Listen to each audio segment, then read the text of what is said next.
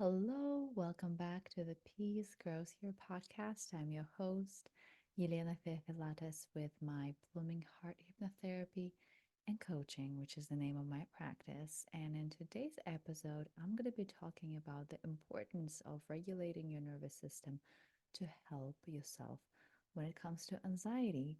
This is the third episode in the series, which I called Regulate First, Think Later.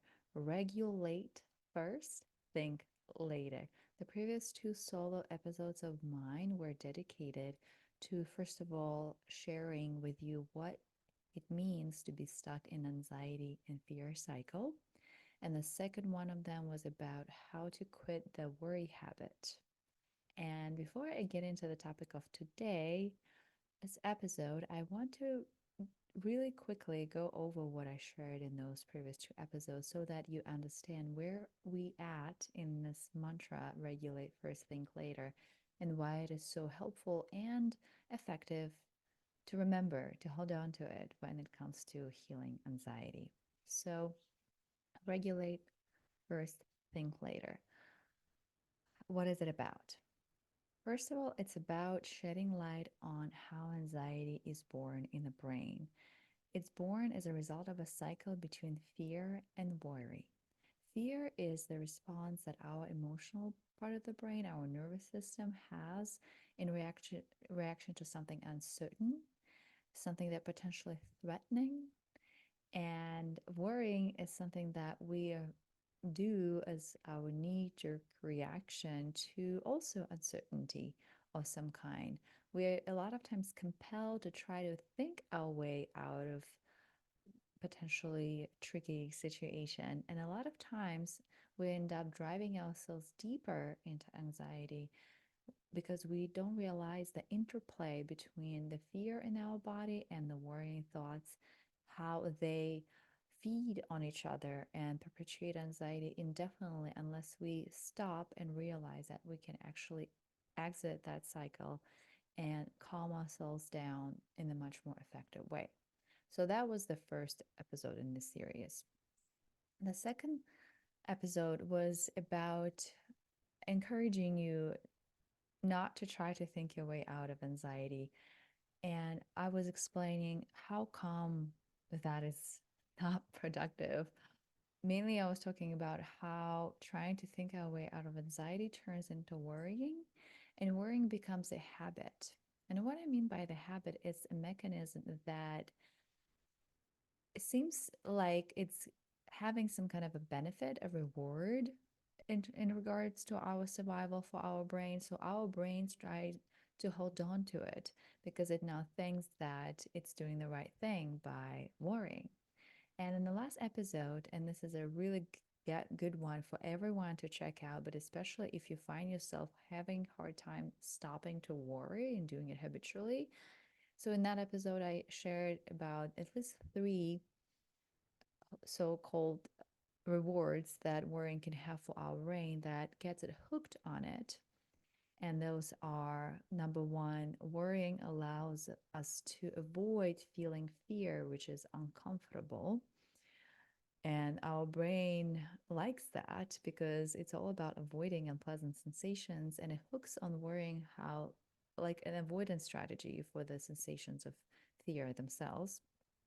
Then worrying can promise us an increased sense of control. When we worry, we feel like we're actually controlling the situation a little better, while in reality, we're not really adding to any kind of control whatsoever. And thirdly, also worrying can give us this sense of like we are doing something, we are actually problem solving, while we're a lot of times just chewing on very similar kind of thoughts in terms of the content. They might change it a bit with some variation, but they're not really about creating a plan of actions, which is a real problem solving, but there are have a tendency to get scary and scary and scary as we go deeper into that cycle between fear and worry. But for a moment there, they can give us this feeling, oh, I'm actually doing something. And that doing is so much more rewarding for us human beings that needs to be channeling our energy, our problem solving energy in some way or fashion to feel like we are getting through this situation. We are actually applying ourselves to solve it. So those three benefits get our brain hooked on worrying a little more than we would want to. And then it's not surprising that it's so hard to imagine not to worry as a first reaction to an uncertain situation that normally causes anxiety in you. But ultimately, over and over again, in my personal experience and in helping other people to deal with anxiety, I see more and more the validity of releasing that habit of thinking our way through of anxiety and worrying and turning towards the nervous system first and foremost. And then when our nervous system feels calmer and regulated, coming back to thinking, which then is much more likely to be actual problem solving and not worrying. So, what is what it is about our nervous system that is important for us to know to break through the cycle between fear and worry and release anxiety effectively. First of all, we don't necessarily have to know everything about how nervous system operates and etc., although that is very helpful. But just for today, I want you to walk away with the technique that is based on nervous system regulation that you can start applying right away in your life.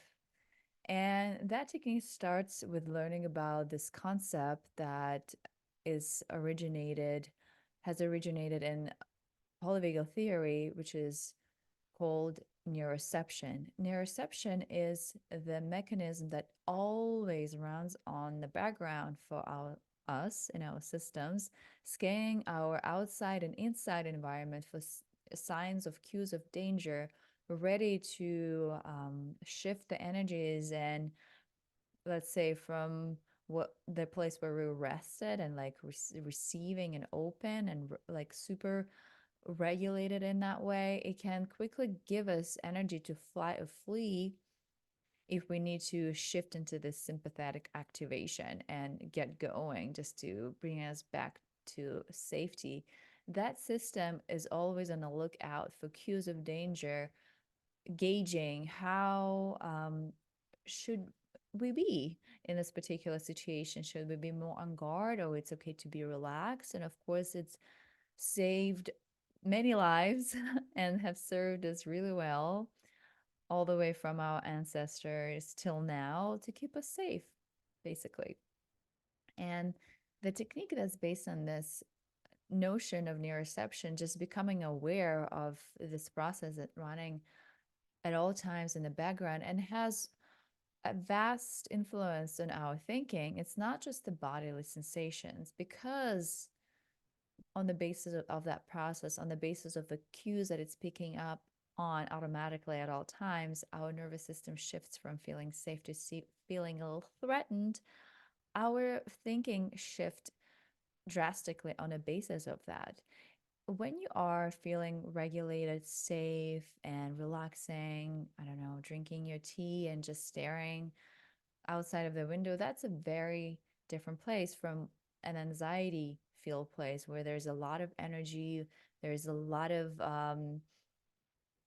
thoughts, there's a lot of movement where it's putting those thoughts into action. It's all because now your system has all the energy to get going. What if you see somebody, let's say you're looking out of the window and you see like someone getting bitten up? I don't know, that's not really that of a great of experience, but still, like, perhaps if you're a strong big guy and you see that it's easy for you to help somehow the situation and just call the police. Let's say if you are a petite little woman, you get up, you get going, you call that number, you explain everything. There's such a surge energy within you, and it's for a reason. But it also turns your mind into thinking about, okay, I gotta solve this, I gotta do this now, and da da da da da. And it's very helpful. The problem is with anxiety, a lot of that energy gets channel into worry thoughts. And since our system is no longer feeling safe, it feels a little threatened, our quality of our thoughts will also have a tendency to get negative. And if we dwell on them too much without regulating our nervous system first, they will have a tendency to get darker and darker, and in their turn have of more of a dysregulatory effect, I guess, on our nervous system. And the next thing you know, let's say if a person example, you started off by worrying about something that is minor, next thing you know, if you're not taking any time to pause and regulate yourself, you are totally sucked into the vortex of those thoughts that is darker one after another, just being pumped by your mind, because it's operating on the basis of that nervous system that is very much activated, doesn't feel safe anymore. And no wonder that we start thinking about scary things that may happen that might never actually happen. Is just because in this particular time, this is what our nervous system is on the lookout for: danger. And we start seeing it everywhere. And if you understand that this is where you add in your nervous system, you won't be surprised, first of all, if you notice some of those thoughts pop up, the one that's a little kind of a on a scariest side. You will just have an understanding of what's going on in your body in that system and in that moment, and then take those thoughts with a grain of salt. And that's basically what the technique is about. First of all, you start noticing your body shifting into more of a stressed out, kind of feeling threatened mode. You're no longer as regulated as you were before. Maybe you were doing something around the house, you were activated, and you're not like lounging around to start off. But here you are. Let's say you saw an email that is not so benign for whatever reason, and you're noticing the shift in your physiology. There's maybe some tension that start to develop, the heart beat faster, your palms get sweaty. There's a lot of cues that we can pick up on to notice that our nervous system is shifts from feeling regulated, feeling safe, to getting slightly at the beginning dysregulated, kind of getting a little too activated, a little more activated that would be comfortable for us to handle. It's not yet overwhelmed, but it is getting, um, as I said, overly activated. And at that moment, we need to decide for ourselves that we're not going to worry, first of all, and then it's okay. It's okay. Our nervous system just doing its job at responding to the cue in our environment. And so we have to pause there for a moment and not to make the mistake that a lot of us make, is when we notice those sensations of tension, of our heart beating fast, and etc., we take it as signs of danger as well, as a cue of danger a lot of times. And then whatever the cue on the outside get added to the cues that we're feeling on the inside, and our discomfort only grows in response to both. There's a moment there that you can pause it and feel into this whole process, kind of zoom into it, stretch it out, and realize that this is just your system responding to the internal cues of that tension building up and to the external cues, and it's sliding in dysregulation. And remind yourself like, huh, okay, right, and I'm in this state, and I know that in this state I'm much more prone to worst case scenarios, blowing out things out of their proportion, jumping to conclusion, etc. And this is a great moment to stop thinking and start doing. um, as choose a somatic technique that is sort of bypasses thinking there for a moment and goes straight into the body, so that you calm your body first, you bring your nervous system back to balance, back to feeling safe, and after that, you can go back to thinking. So, in terms of those techniques that you can use to shift yourself back into the regulated place, there's a whole lot of them out there, and I have my 10 of my favorite ones that I want to share with you today that you can use not necessarily everywhere. Some of them you might need a little bit more privacy than for others, but for the most part, I have a lot of confidence that if you start experimenting with them, you will see a noticeable shift. So let me just give you the list of them and I'll go through them really quickly without demonstrating, but just giving you a little more details about each one. And then I'm going to put the whole list in the show notes for this episode for sure. So the first one is the one that I personally love the most. Is called butterfly hug. Is when you put your hands on your shoulders, like the left hand on the right shoulder, the right hand on the left shoulder, and you start gently tapping.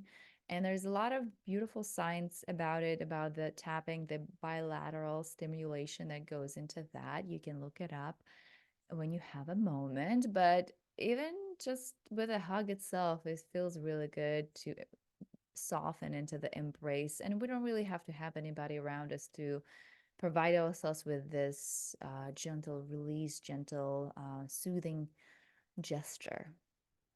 So, butterfly hug, hug, maybe add a few words of compassion to yourself in this very moment and remind yourself that you're safe and that you're strong and all other things that you want to say to yourself. And the next thing, the next technique that you can do while hugging yourself or just while you are occupied, maybe your hands are doing something else like washing the dishes, is when you hum and you sing. Humming and singing activates our vagus nerve, which you perhaps have heard about before. Vagus nerve is the not just one nerve, it's a whole network of nerves. It begins at the base of our skull and go all the way through the throat, the heart, intestines, and it passes through the voice box on a way. So when we sing and when we hum, especially something that is very pleasant and reassuring and reaffirming, focusing fully on the words and on the feeling of singing, on the soothing feeling of that activity, that activates our vagus nerve and brings regulating stimulation to our nervous system bit by bit. So feel free to try that while you're hugging yourself or just humming away at any point when you can. Another great technique is facial massage, is when you focus especially on your jaw and bring some awareness to the tension that you might be holding there. And then you can massage your ears. You can just go and try to massage different places in your face, whatever feels good to you, kind of with a gentle pressing on it. You can also keep giving yourself massage and massage your hands, your arms, your forearms, or whatever feels like could be regulating for you in this very moment and bring yourself back into the body, into the comfortable sensation that will inform your neuroception, inform your nervous system that this is a good time to slide back into feeling safe and regulated. And the technique number 4 would be physiological sigh, they call it. First of all, when our nervous system shifts back into more of a regulated state, perhaps you already noticed that about yourself, we naturally sigh. There's a like a deeper involuntary breath that we don't necessarily think of taking. I have definitely noticed myself doing it many times throughout the day when I finally have a moment to like transition into more of a relaxed and less activated state. It's our nervous system pausing, kind of pressing on the brakes there for a moment, resetting itself. And you can do it deliberately. You don't have to wait for your nervous system to do that. You can just take a slow, deep inhalation and sigh out and do as many of those as necessary. I also recommend to experiment with a bunch of those techniques at the same time for a compounded effect. The next one, continuing on with using our breath for relaxation. Of course, you have heard about that before. Deep belly breath is something that is very calming for our nervous system. Not for all nervous systems, just throw it out there. Some nervous systems are not fond of that. So again, if somebody tells you, oh, deep diaphragmatic breathing is so great for you, feel free to try. But if it's not something that is yummy for your nervous system, don't beat yourself up. Just try something else. A lot of times we think that we just have to stick with what everybody's doing, but it's really not that true. Then the next one is we get into a little more of a movement here to channel that surplus of energy generated by the sympathetic activation by releasing it into shaking and bouncing, maybe like jumping around a little bit, skip around, just get that energy out. Of course, choose the pace that feels good to you. Don't overdo it. Find perhaps a place where you can do it alone and get some shaking and bouncing going and breathe through it, release the tension, and feel a little more relaxed as a result of that.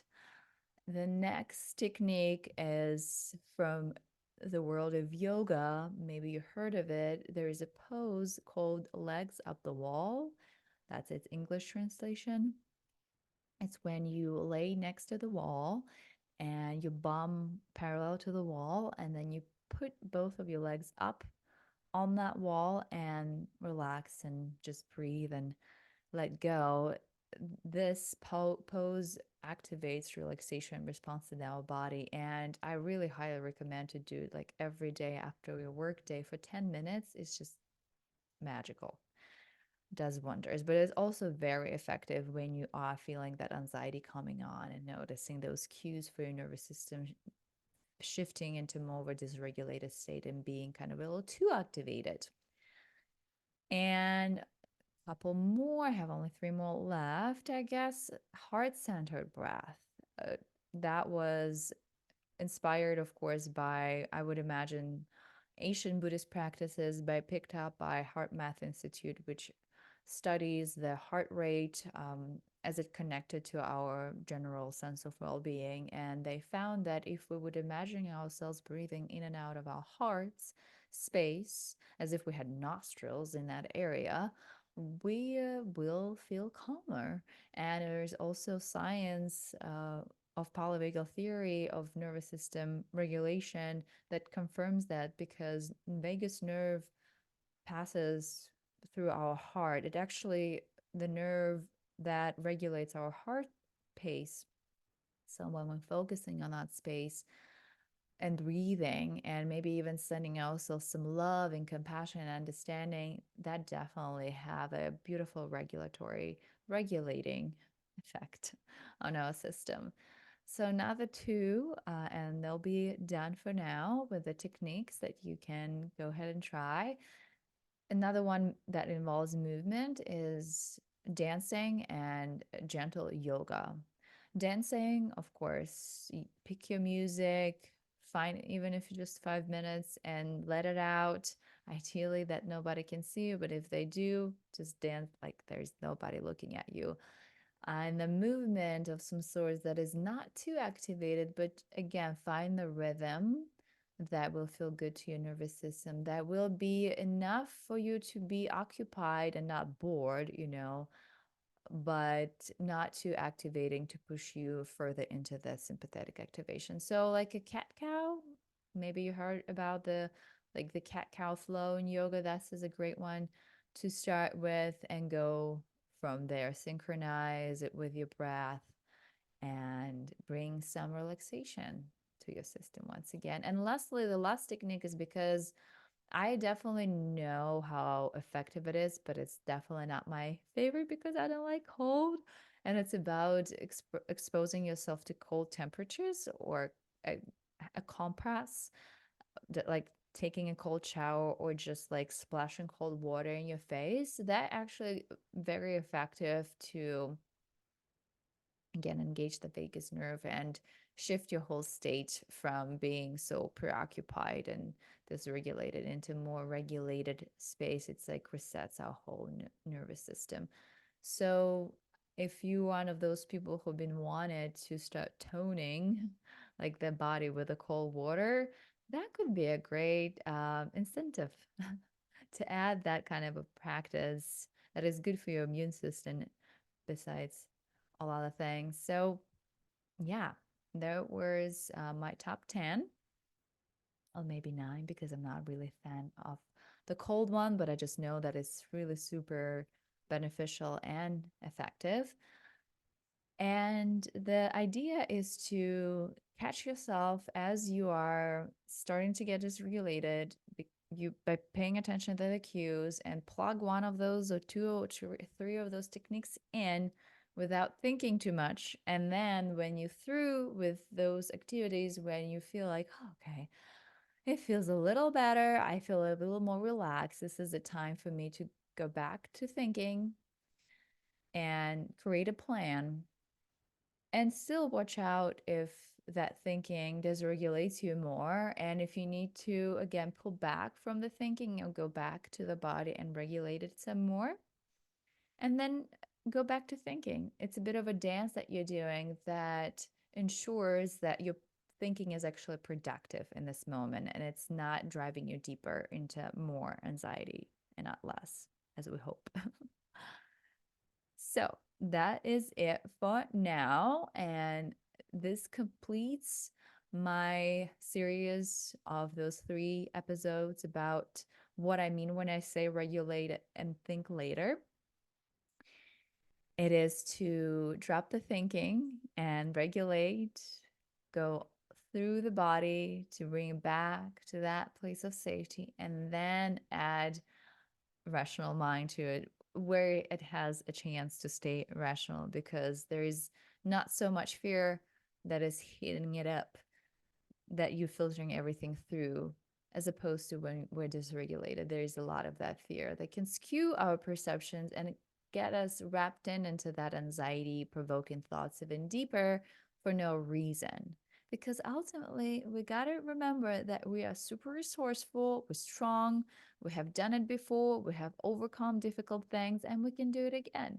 And if we regulate our nervous system first and put thinking aside just for now, we'll be able to deal with whatever situation we're dealing with more energy, just because we don't waste it on worrying, but we're conserving it and actually maybe even increasing that energy by doing something that is nourishing for our nervous system. And from that point on, you got this. You can do this. That's just my guess those few last words that everybody share in the end of their podcast for today for you to chew on. If you really like this podcast, feel free to subscribe and leave me a review. I really love and appreciate when people take a moment and leave a review on Spotify, which not even made a word. It's like a star review. You just takes 3 clicks and that's it. And an Apple review, if you have some words of encouragement, please share away. This helps me to stay enthusiastic about the subject and keep sharing it with other people so that we can empower ourselves by self understanding what's going on within us and move through stormy times in our lives in one piece. Thank you so much for tuning in. I'll be talking to you next time. If you haven't found me yet on Instagram, please do. My Instagram is my blooming heart hypnotherapy. And feel free to send me a DM and let me know what kind of topic in regards to anxiety related to anxiety you want to hear more about. All ears. Thank you so much.